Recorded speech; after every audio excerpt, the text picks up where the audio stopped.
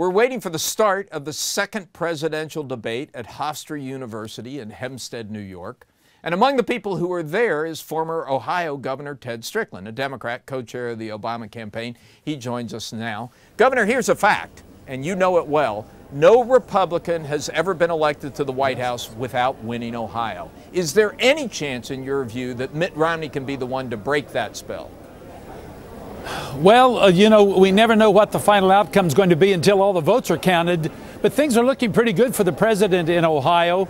I know Governor Romney's been practically living in our state over the last week, but it seems that the president's still holding a small but a very consistent lead in Ohio.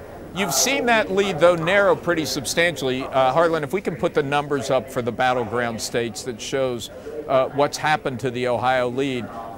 You're now at 49.3 for, I'm reading Florida. 46.1 for Romney, 48.3 for Obama. That's just a couple of points well within the margin of error. What happened in Ohio to cause the president's substantial lead there to dissipate so quickly? Well, it was bound to happen. Ohio is a very competitive state, a very evenly divided state.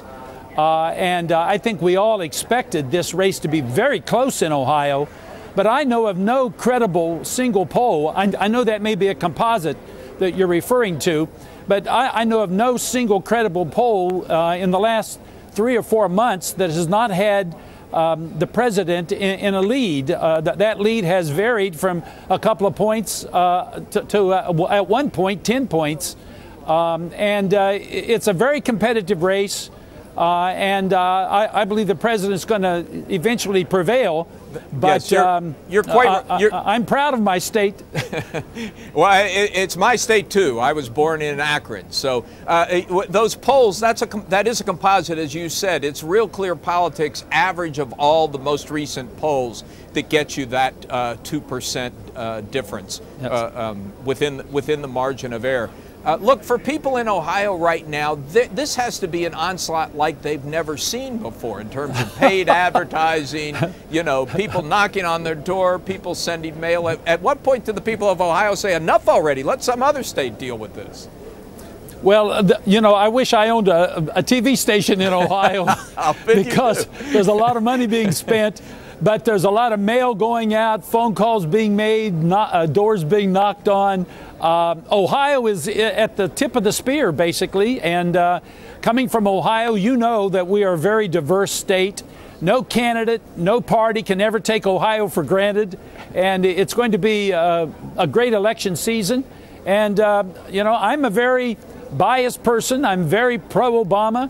Pro-Joe Biden, and I think Ohio is going to determine the outcome of this election. Yeah. And I think, once again, Ohio will vote for the president and he'll receive a second term. Governor, that's my hope, at least. One of the things working in President Obama's favor in Ohio this time around is the fact that he did bail out the auto industry. And I think, particularly in the northern part of the state, that's pretty powerful. But we did get some news today that a battery company, A123, has declared bankruptcy, and this is a company that got a stimulus grant from the government, obviously raising Republican charge that Obama was picking winners and losers. Do you think that's going to have any traction in the state of Ohio?